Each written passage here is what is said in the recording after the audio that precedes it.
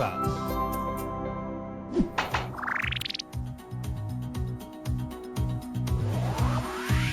Hola, hola, muy buenos días a todas y todos. Mi nombre es Patricia Barreto y les doy la bienvenida una vez más a Aprendo en Casa, una iniciativa del Ministerio de Educación pensada para que podamos seguir descubriendo el mundo sin tener que salir de nuestros hogares.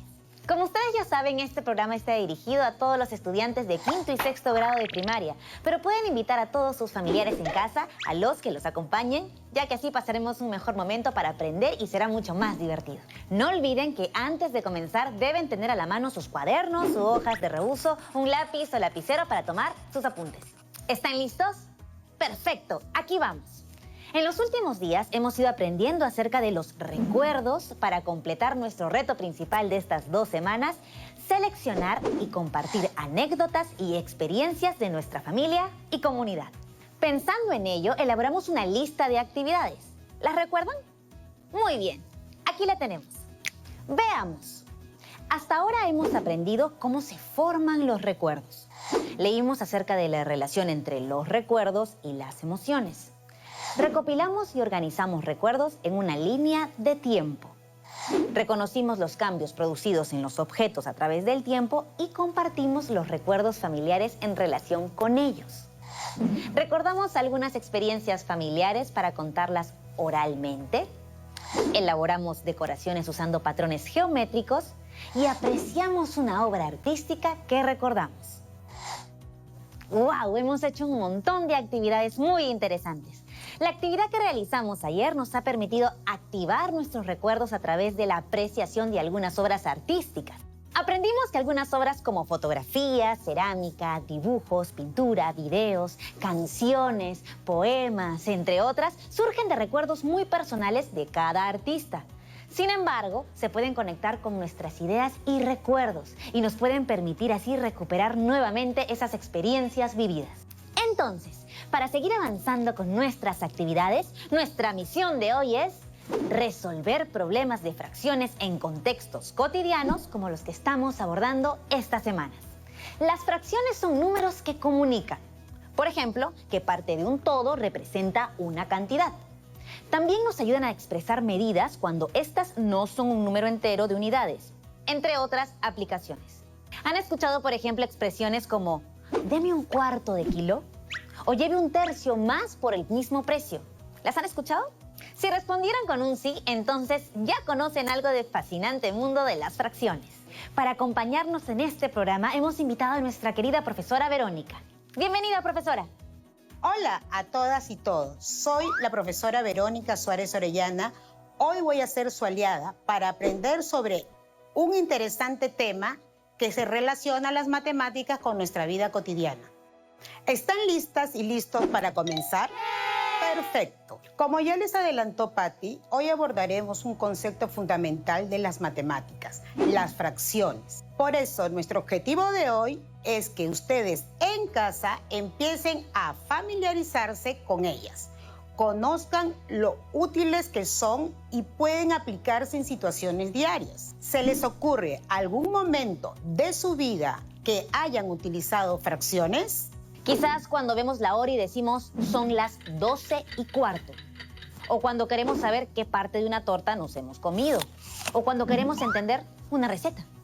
Ajá, bien, Patti. O también, si vamos al mercado y queremos comprar alimentos, pedimos medio kilo de papa. O si queremos calcular el tiempo o una distancia, como cuando falta un cuarto de hora para las 7 o estamos a medio kilómetro de la escuela. Eso es. Y así como en esos casos, hay muchos otros. Déjenme contarles, a manera de ejemplo, la historia de Mateo y Karina, que nos servirá para plantear un ejercicio muy entretenido y útil. El papá de Mateo y Karina se propuso pintar su casa. Era la misma casa en la que había vivido antes con los abuelos y bisabuelos de los chicos. ¡Guau! Seguro estaba llena de anécdotas familiares y recuerdos. Así es, Patti. De hecho, el papá les contó que cuando él era niño, ayudó al abuelo a pintar la fachada y que ese era uno de los momentos que más atesoraba en su memoria. ¡Ay, qué lindo! ¿Y ese mismo color se mantenía todavía? No, la pintura tenía varias capas y mostraba los distintos colores con los que la casa había sido pintada a lo largo del tiempo. Después de lijar un poco, el papá de Karina y Mateo les mostró emocionado cuál era la pintura que él había usado años atrás, cuando lo pintó con el abuelo. Los chicos estuvieron de acuerdo. De inmediato, debían pintar la casa de ese mismo color, esta vez ellos con su padre. ¡Ay, qué bonito detalle! ¿Y cuál era ese color? Ahí empieza todo. El padre, entusiasmado, recordaba que ese tono lo consiguieron mezclando 3 colores de pintura: amarilla, roja y blanca. Recordó que combinaron 1/8 de galón de pintura roja, 1/4 de galón de pintura amarilla y medio galón de pintura blanca. Lo que Karina y Mateo quieren calcular es cuántos galones obtendrán de esa mezcla. Ajá. Hay que averiguar cuántos galones de pintura salen al combinar esas cantidades. Pero, profesora, creo que para que los chicos y chicas tengan todo mucho más claro y saquen sus propias conclusiones, ¿podría explicarnos primero lo que es el galón? Claro, Patti. En el Perú, para medir la mayoría de líquidos, usamos los litros. 1 litro es la cantidad de líquido que puede contener un recipiente como este. Es así que encontramos frascos con 1 litro de leche, 2 litros de jugo o 5 litros de agua. Pero para algunos productos o sustancias como la gasolina y la pintura, suele utilizarse otra unidad. Esta es el galón. 1 galón equivale a un poco menos de 4 litros, aproximadamente a unas 3 unidades 8 décimos de litros. Perfecto, profesora. Ahora sí creo que quedó claro qué es un galón y qué cantidad representa en litros. Muy bien, entonces ahora volvamos a ayudar a Karina y Mateo. Su papá dijo que necesitaban 1/8 de galón de pintura roja. Para obtenerlo, lo que debemos hacer es tomar 1 galón de pintura roja y dividirlo en 8 partes iguales. Cada una de esas partes equivale a 1/8 de galón. ¡Qué sencillo, profesora! Y para comprenderlo mejor, podemos representar esta relación usando un dibujo, por ejemplo, barras o rectángulos. Mira, Patti, en este caso, la barra grande representa 1 galón de pintura. Ah, ya entiendo. Si dividimos ese rectángulo o barra en 8 partes iguales, cada una de ellas representará una parte, es decir, 1/8 de galón. ¡Excelente! Ahora veamos qué representa cada número de esa fracción. En la fracción 1/8, al número 1 se le denomina numerador y al número 8 se le llama denominador. El denominador indica la cantidad de partes iguales en que se divide un total. Por eso dividimos la barra en 8 partes iguales. El numerador indica cuántas de esas partes se toman o consideran. Por eso, 1/8 se representa por uno solo de esos cuadraditos. Genial, profesora. Entonces, mientras el denominador nos indica la cantidad de partes en que hemos dividido un total, el numerador nos sirve para expresar cuántas de esas partes estamos utilizando o considerando. Muy bien dicho, Patti. Nota además que la totalidad o unidad se representa siempre con el número 1. Por ejemplo, si sumamos 1/8 más 1/8 más 1/8, hasta el último de ellos tendríamos 8/8. Así es, y 8/8 será nuestro todo, total o unidad. Para que se entienda esto un poco mejor, les haré unas preguntas muy sencillas. ¿Cuántos panes ves? Fácil, profesora. Veo 2 panes. Y ahora, Veo solo un pan. Y ahora, Profesora, veo medio pan.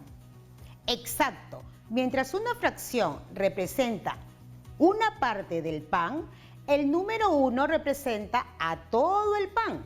Perfecto. Ahora creo que nos quedó bastante más claro. Recordemos la historia de Karina y Mateo y lo que dijo el papá. ¿Cuánto de pintura amarilla necesito para la mezcla? Claro. A ver, el papá de Karina y Mateo dijo que necesitaban 1/4 de galón de pintura amarilla. Eso significa que deberíamos dividir 1 galón de pintura de ese color en 4 partes iguales. Cada balde pequeño representaría 1/4 de galón. Bien, Patti, estás muy atenta, al igual que todas las chicas y los chicos que están en casa. Y, representando esto con una barra, dividiríamos esta en 4 partes iguales. Así. Maravilloso. ¿Recuerdas cómo representamos en el dibujo a 1/8? Sí, era una parte más pequeña. Así es, cuando representamos gráficamente a las fracciones, podemos compararlas más fácilmente. Sí, y es muy útil, porque por ejemplo de pequeña yo pensaba que 1/8 era más grande que 1/4, pero con este tipo de gráficos podemos darnos cuenta muy fácilmente de que es al revés. Así es, Patti. Y no te preocupes, porque lo que creías de niña es muy común. Normalmente suele haber esa confusión, porque en lugar de 1/4 y 1/8 se comparan los números 4 y 8. Ah, claro. 8 es mayor que 4, pero 1/8 es menor que 1/4. ¿Recuerdas que en un programa hablamos de repartir un pastel? Sí, pastel. A muchas personas se les hace más sencillo pensar en las fracciones como parte de un pastel. Por ejemplo, la fracción 1/4 se puede representar dividiendo un pastel en 4 partes iguales. Cada una de esas partes representa 1/4. ¿1/4 de qué? 1/4 de pastel. ¿Te imaginas cómo serían esas tajadas? Serían unas tajadas enormes, profesora. Exacto. En cambio, si dividimos otro pastel idéntico en 8 partes iguales, cada una de esas partes representará 1/8. ¿Qué tajada será más grande? ¿La del primer pastel o la del otro? Ah, ya veo. La que representa 1/4 de pastel es más grande porque al dividir la torta en menos partes, estas son más grandes. Exactamente. Ahora tengo una pregunta para ustedes en casa, retomando nuestro problema de la pintura. ¿Qué es mayor, 2/8 de galón o 1/4 de galón? Usemos nuevamente nuestras barras para responder a la pregunta. Como vemos, 1/8 de galón es uno de los cuadraditos. En cambio, 1/4 de galón está representado por 2 de esos cuadraditos. Entonces, 1/4 de galón es el doble que 1/8 de galón. Eso quiere decir que si juntamos 2/8 de galón, esos 2/8 representan la misma cantidad que 1/4 de galón. Preciso. Es decir, 2/8 son equivalentes a 1/4. Ahora bien, ¿sabías que para obtener el tono de pintura deseado, debíamos mezclar 1/8 de galón de pintura roja, 1/4 de galón de pintura amarilla y medio galón de pintura blanca? Como podrán suponer, para calcular medio galón de pintura blanca, debemos dividir el contenido de 1 galón de pintura en 2 partes iguales. Cada una de esas partes será medio galón de pintura. Y usando las barras o rectángulos, nuestro gráfico se verá así.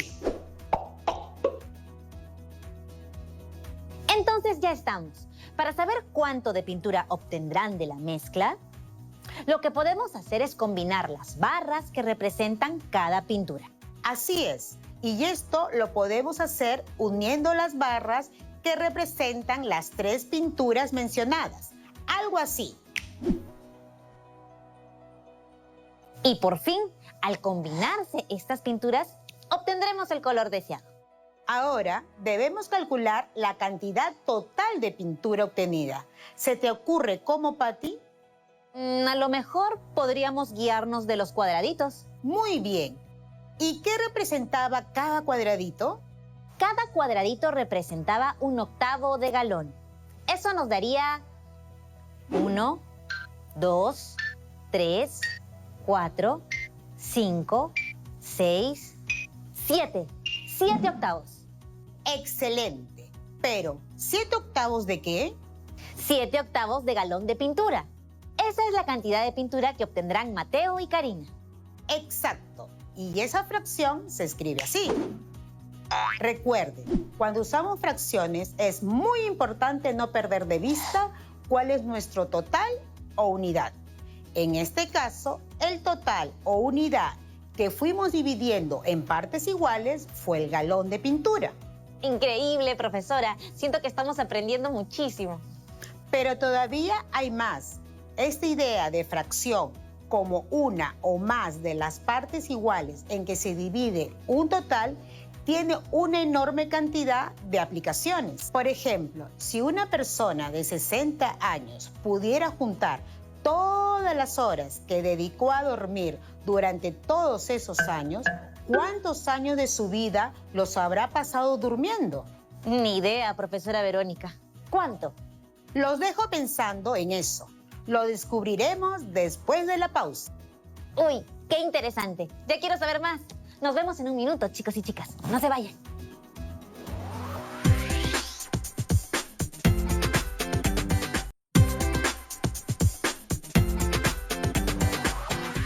Ya estamos de regreso.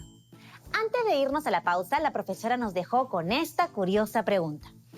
Una persona de 60 años, ¿cuántos años de su vida los habrá pasado durmiendo? Ahora veremos cómo usar la matemática para averiguarlo. Supongamos que una persona duerme en promedio 8 horas al día. Entonces, una persona que tiene 60 años, ¿cuántos años de su vida los habrá pasado durmiendo? ¿Habrá dormido por años enteros? Ay, no me había puesto a pensar en eso. Así es, y seguro que nosotros también ya llevamos acumulados varios años de sueño. Pero bueno, vamos a hacer el cálculo. Déjenme decirles que hay por lo menos 2 formas de resolver este problema y una de ellas es más compleja.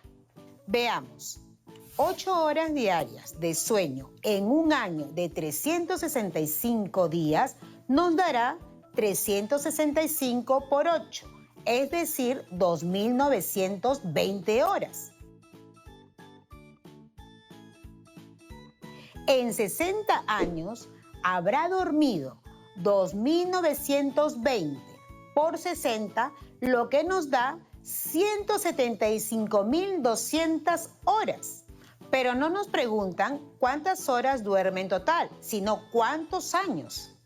Entonces dividimos 175.200 entre 24, porque cada día tiene 24 horas.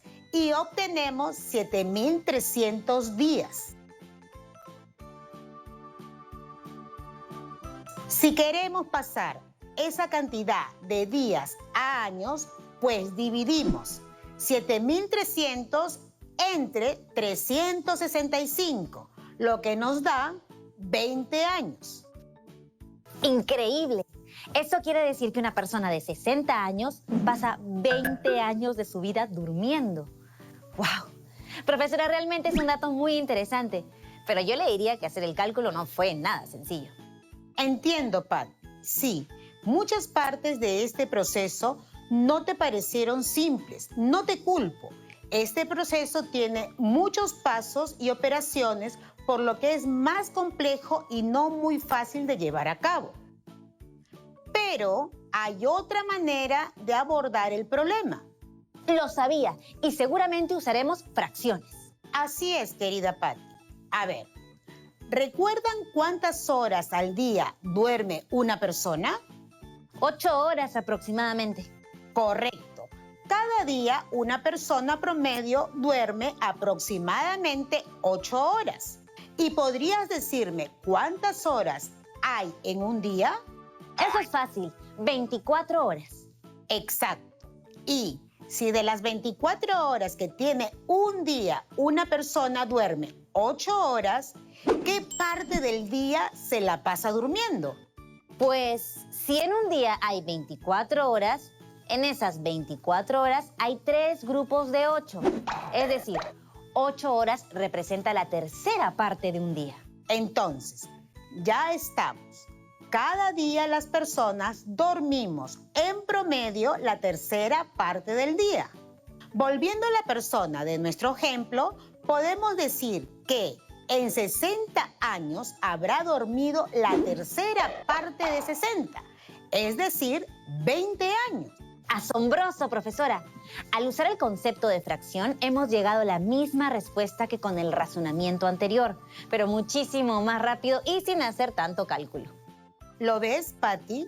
Entender las fracciones es útil en muchas situaciones, sobre todo porque mucha información en nuestra vida diaria se expresa a través de ellas. Por ejemplo, pensemos en las ofertas del mercado.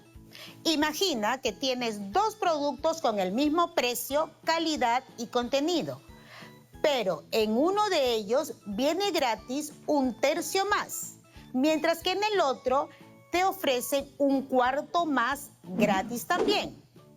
¿Cuál de los dos te conviene comprar? Creo que para averiguarlo usaré las barras nuevamente, profesora. Me parece una gran idea. Veamos. Cada barra representa el contenido de cada producto. Como se dice que el contenido es el mismo, entonces dibujaré 2 barras del mismo tamaño, pero las pintaré de diferente color. Así. Lo que el problema dice es que en el mismo producto, por el mismo precio, viene 1/3 más. Bien. Para eso, primero divido el total en tercios y luego agrego 1/3 más. Eso lo podemos graficar así. En el segundo producto viene 1/4 más. Para eso divido el total en cuartos y luego agrego 1/4 más. Es decir, se vería así. Excelentes gráficos, Patty. Y me sirve un montón. Ahora al observar los gráficos, los puedo comparar. Ya sé cuál de las ofertas me conviene comprar porque obtengo un poco más. En este caso, compraría el primer producto que me ofrece 1/3 gratis. Realizar un gráfico es una estrategia muy importante para resolver problemas matemáticos y es especialmente útil para quienes recién nos estamos acercando al fascinante mundo de las fracciones. Pero, profesora, ¿los gráficos siempre tienen que ser barras o rectángulos? Excelente pregunta. Y la respuesta es no. También podemos usar otros tipos de gráficos muy parecidos a los que hemos hecho antes al pensar. Por ejemplo, en un pastel, déjenme mostrarles con una nueva situación. En una encuesta se entrevista a 30 personas, de las cuales 2/5 respondieron que habían leído en el último mes. ¿Cuántos de estos encuestados leyeron un libro en el último mes? Primero dibujaremos un círculo. Este círculo representará a los 30 encuestados. Ahora lo dividiremos en 5 partes iguales. Cada parte será 1/5. Creo que entiendo. Lo siguiente que debemos hacer es repartir los 30 encuestados en cada una de esas partes. Exacto. Si repartiéramos a estas 30 personas en cada una de esas partes, de modo que en cada una haya la misma cantidad. ¿Cuántas personas habría en cada parte? Bueno, puedo dividir. 30 entre 5 es 6. Así que cada una de esas partes entran 6 encuestados. Y como cada parte es 1/5 serían 6 personas y los 2/5 serían 12 personas. 12 personas leyeron un libro en el último mes.